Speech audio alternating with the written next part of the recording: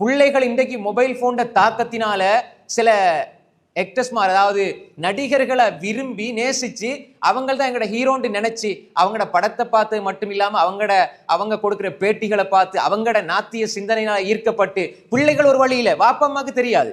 வாப்பா அம்மா நினைப்பாங்க என்ன எங்கட பிள்ளைகள் நல்லா தான் இருக்கிறாங்க, எங்கட பிள்ளை ஸ்கூலுக்கு போகுது மதரசாவுக்கு போகுது. ஆனா அந்த பிள்ளையோட கொஞ்சம் பேசி பார்த்தா நான் தொழுது ஒன்றும் கிடைக்குது இல்லை, நான் இபாதத் செஞ்சு ஒன்றும் கிடைக்குது இல்லை, இதெல்லாம் சும்மா இந்த உலகம் இப்படி வருது, மௌத்து ஒன்று இருக்குதா, மௌத்துக்கு பிறகு கபருக்குள்ள போய் பாருங்க எல்லாரும் மண்ணோட மண்ணாய் உக்கி போறாங்க, யாருக்கு அங்க சொர்க்கத்து இன்பம் கிடைக்குது, யாருக்கு நரகத்துல அங்க நரக படுகொலியா யார கபரு இருக்குது யோசிக்கிறாங்க, சிந்திக்கிறாங்க. வாப்பா அம்மாவோட டிபேட் பண்றாங்க. நாங்க பார்த்த அம்மா வாப்பா அவங்க முசல்லாவோட இருப்பாங்க, தொழுகையோட இருப்பாங்க, ஓதலோட இருப்பாங்க.